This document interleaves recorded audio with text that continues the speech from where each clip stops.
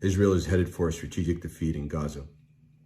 I'll explain why, but first let me tell you a little bit about myself and why I can make that statement.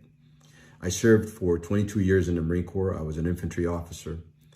I served as a platoon commander, as a company commander, as an operations officer for a special operations unit, as a foreign area officer in the Middle East and North Africa, which means I was advising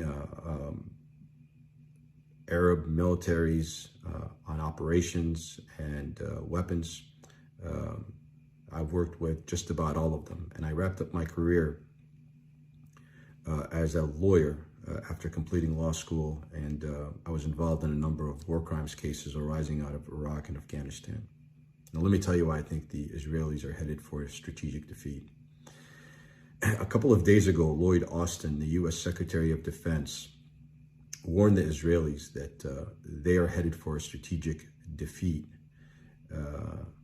in their attempt to achieve tactical gains. And what that means is the Israelis are fighting in Gaza to win little pieces of territory. And in doing so, they're killing hundreds and thousands of people on a daily basis. The world is seeing it all, and it's turned public opinion against the Israelis. Now, not everybody, but people that may have been neutral before or even supported Israel are turning against them because of the atrocities that are being committed, the genocide that's being committed in the name of self-defense, which they have no right to begin with. And so Israel is destroying Gaza, it's killing civilians, but it cannot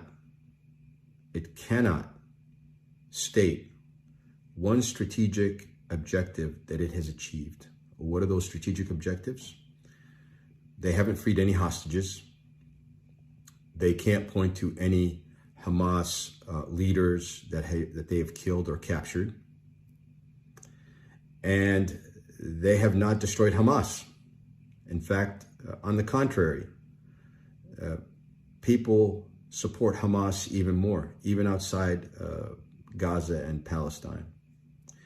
And so as Israel continues its path of destruction and murder of civilians, it's going to reach a point where it's got nowhere else to go. Killing does not win wars, and it is not achieving any strategic objectives. It's going to be forced to stop. It's going to be recognized as a pariah, as a state that has engaged in genocide, and it's going to expose its leaders and its soldiers to prosecution for their war crimes. No different than the Nazis, no different than the Bosnians who committed crimes in the 90s, and no different than Rwanda.